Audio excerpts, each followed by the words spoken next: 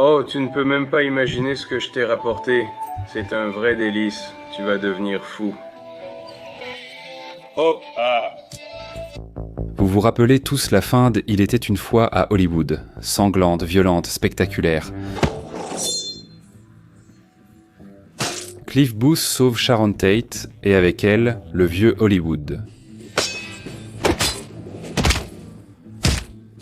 Rick Dalton achève spectaculairement ce qu'il a commencé avec le lance-flamme. Mais beaucoup oublient que la scène la plus forte d'Il était une fois à Hollywood aurait été impossible sans le chien de Cliff Booth, un pitbull nommé Brandy. Premièrement, c'est elle qui est le principal élément dramatique de l'histoire, le fusil qui tire au bon moment. Deuxièmement, elle n'est pas seulement un animal de compagnie, mais aussi le reflet et le prolongement du caractère de Cliff Booth. Je mangerais bien. Le bull terrier ressemble incroyablement à son maître, un animal de compagnie amical qui remue la queue. Mais dès qu'il entend un ordre, il se transforme en tueur de sang-froid, prêt à déchiqueter son adversaire sans hésitation.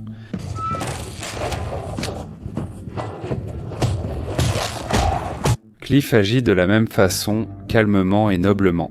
Je fais de mon mieux. Cependant, à certains moments, il fait preuve d'une cruauté littéralement bestiale. Change.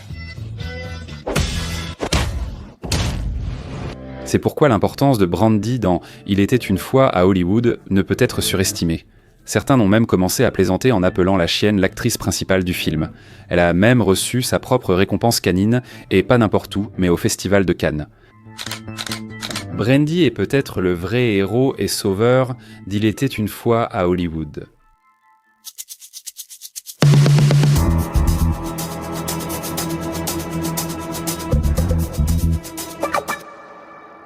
Cliff Booth est la doublure de Rick Dalton. C'est amusant, mais d'une certaine manière, le chien qui jouait Brandy avait aussi ses propres doublures. Et pas une, mais deux. D'ailleurs, cela se voit clairement dans le film. Vous savez bien sûr que Brandy est une femelle. La voici. Ma fille. Voici une autre scène d'Il était une fois. Et là, on voit clairement que c'est, excusez-moi, un mâle. En fait, le rôle de Brandy était le joué par 3 chiens à la fois, Sayuri, Cerberus et Sirène, mais cela n'a pas empêché les 3 de recevoir un prix à Cannes. Il ne s'agit pas tout à fait de la fameuse Palme d'Or. Le Palme d'Or est un prix cinématographique alternatif annuel, décerné par des critiques de cinéma internationaux lors du Festival de Cannes. Créé en 2001, il récompense la meilleure performance d'un chien, qu'il soit réel, animé ou d'un groupe de chiens.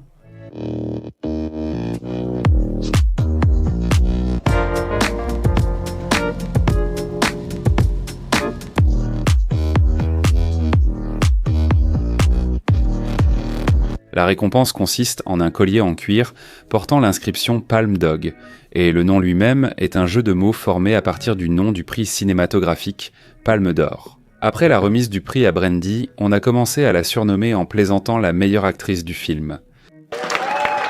Tourner avec le chien n'a pas été simple. Il y avait toujours un problème, mais nous avons fait au mieux. Ce n'était qu'au montage que je me suis dit « Oui, elle joue bien ».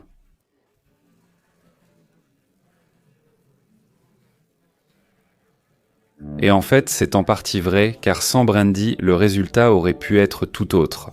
Lorsque 3 hippies meurtriers enragés font irruption dans la maison, Cliff est sous l'emprise de substances et prend d'abord ce qui se passe pour une hallucination. Je ne suis pas en train de t'imaginer. Si tu ne me crois pas, pince-toi, enfoiré. Les bandits ont un couteau et un revolver. Je suis venu faire le travail du diable. La situation ne favorise pas Cliff. Brandy perçoit d'abord la présence d'étrangers. En fait, Brandy a neutralisé 2 des 3 malfaiteurs en quelques secondes à peine.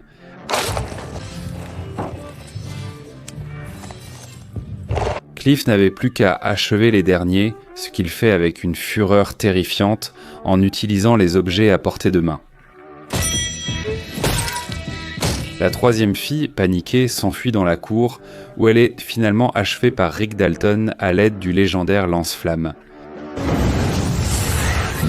Il est évident que Brandy a largement contribué à la victoire. Elle a sauvé la vie de Cliff. Si Cliff avait été seul, sans son chien, l'issue de l'affrontement aurait pu être tragique.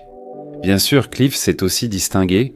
Son sang-froid et ses compétences leur ont permis, avec Brandy, de gagner. C'est un travail d'équipe entre l'homme et le chien. Cependant, Tarantino souligne clairement que Brandy est un membre à part entière du duo, et peut-être même un héros plus pur que quiconque dans cette histoire. Contrairement à Cliff avec son passé douteux, le chien agit de façon irréprochable d'un point de vue moral, protégeant son maître et ses amis des méchants. C'est pourquoi peut-être ce n'est pas Cliff qui a sauvé tout le monde, mais son chien.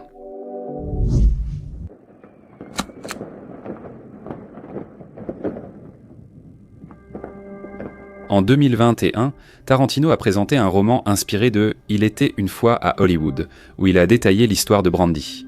Dans le livre, il est expliqué comment le chien est arrivé chez Cliff.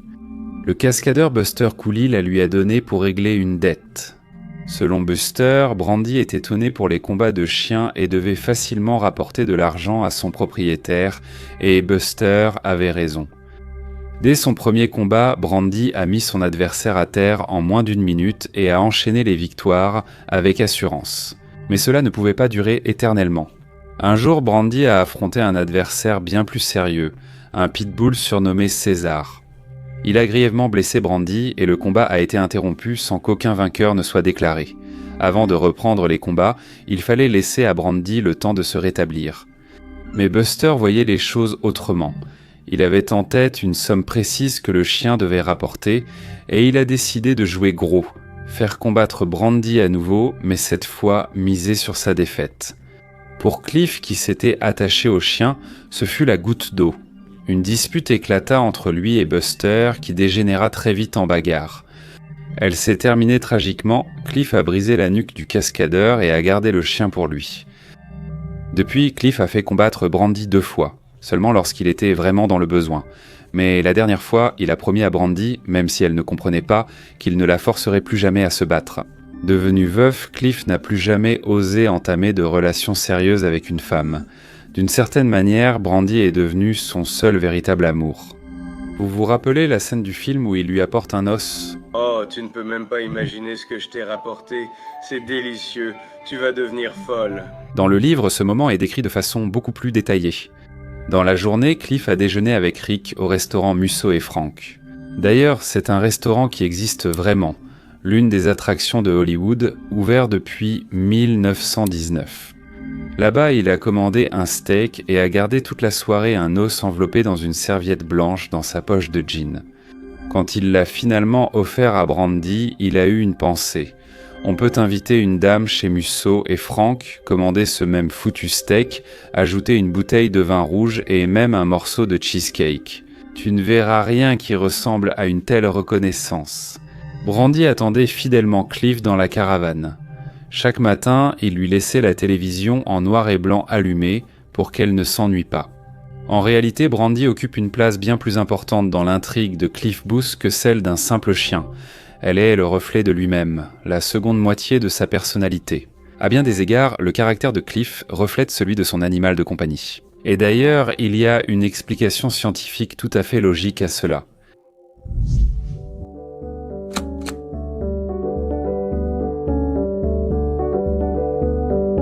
On pense souvent qu'un chien ressemble par son caractère à son maître. Voilà, vous connaissez sûrement ces compilations de photos amusantes où le chien et son maître semblent être des jumeaux. Ce phénomène est confirmé par des recherches en psychologie et en éthologie, la science du comportement animal. Il existe plusieurs explications. Souvent, on choisit inconsciemment un animal de compagnie qui lui ressemble déjà par tempérament, activité ou expression du visage. Les extravertis préfèrent des races actives et sociables comme les labradors, alors que les introvertis optent pour des races plus calmes et indépendantes, comme les lévriers ou shih tzus. Ce n'est qu'une première étape, il y a plus. Le temps passé ensemble pendant de longues périodes amène le chien à adopter certains schémas de comportement de son maître. Si le maître est anxieux, le chien devient aussi plus nerveux. Si le maître était calme, le chien réagit au monde de façon plus posée. On remarque aussi le miroir des émotions. les chiens font preuve d'une grande empathie envers les humains. Ils perçoivent ton, voix, expression faciale, rythme des mouvements et s'y adaptent. Ce n'est pas une imitation consciente, mais le résultat d'une synchronisation émotionnelle constante. Si une personne mène une vie active, fait des randonnées, court le matin, le chien sera plus endurant et énergique. Si une personne est casanière, l'animal s'habituera progressivement à une moindre activité, c'est pourquoi, avec le temps, ils finissent vraiment par se ressembler comme des jumeaux. Si vous avez un chien, regardez-le et écrivez dans les commentaires s'il vous ressemble. J'espère qu'en fonction du nombre de commentaires, nous pourrons comprendre à quel point c'est vrai. Si on revient à Cliff Booth, dans le film ça fonctionne à 100%. Rien ne caractérise Cliff Booth autant que son chien Brandy. Je t'ai dit, celui qui gémit ne mange pas, je vais tout jeter. Je ne veux pas, mais il le faudra. Sa caravane ressemble à une vraie niche à chiens et la nourriture qu'il prépare pour elle ne diffère guère en apparence de ce que Cliff mange lui-même.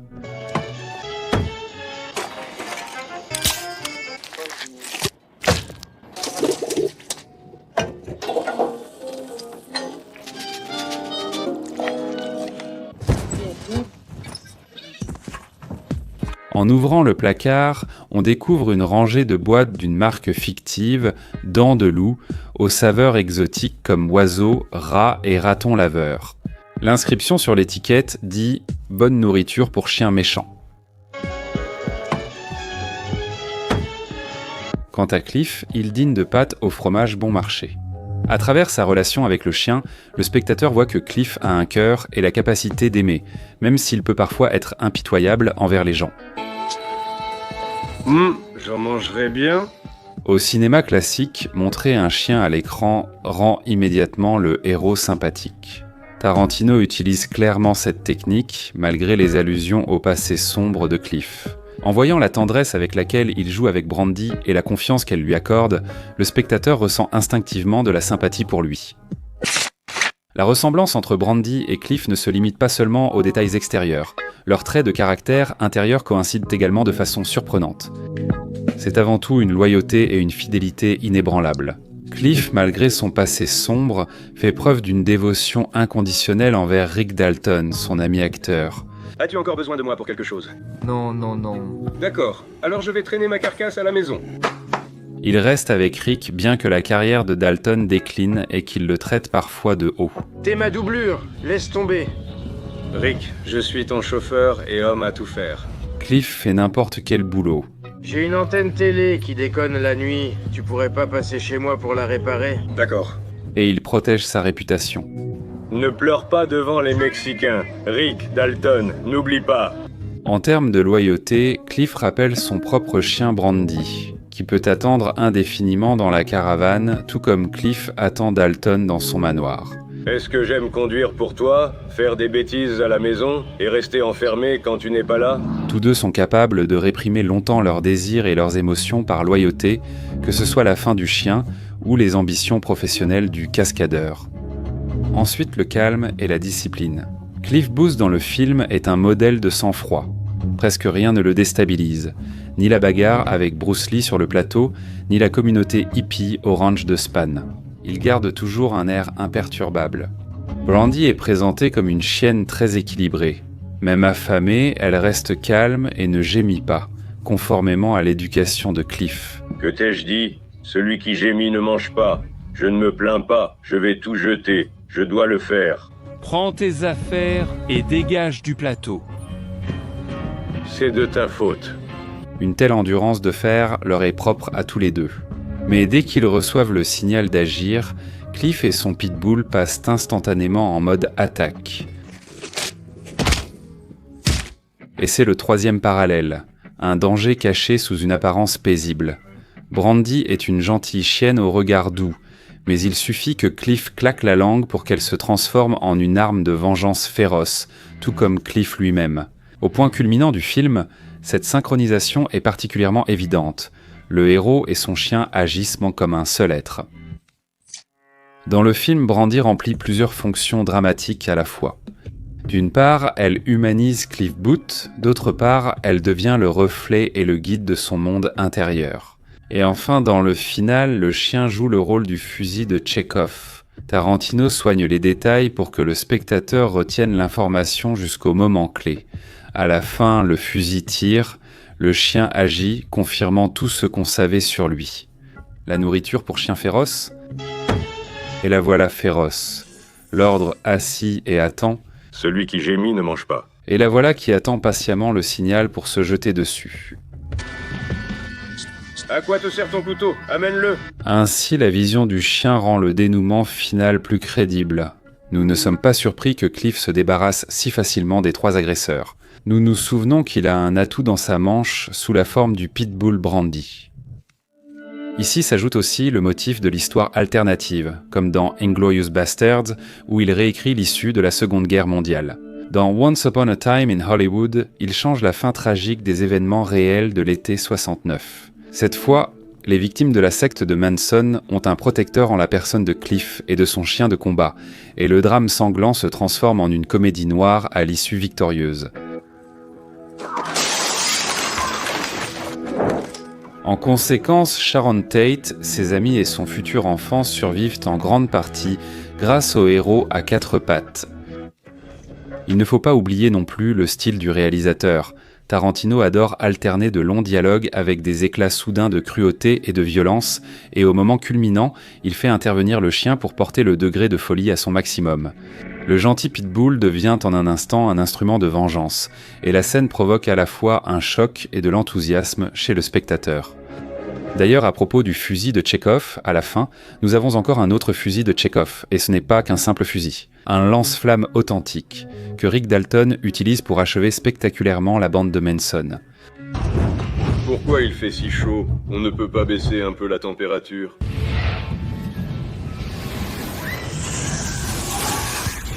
C'est donc logique que le prochain héros à analyser dans Il était une fois à Hollywood soit justement Rick, interprété par Leonardo DiCaprio. Toi... Rick, putain, Dalton, n'oublie pas! Et pour ne pas rater cette vidéo, évidemment, il faut s'abonner à la chaîne et activer la cloche. Si c'est votre première visite, sachez qu'il s'agit déjà de la 4e vidéo sur le film Il était une fois à Hollywood.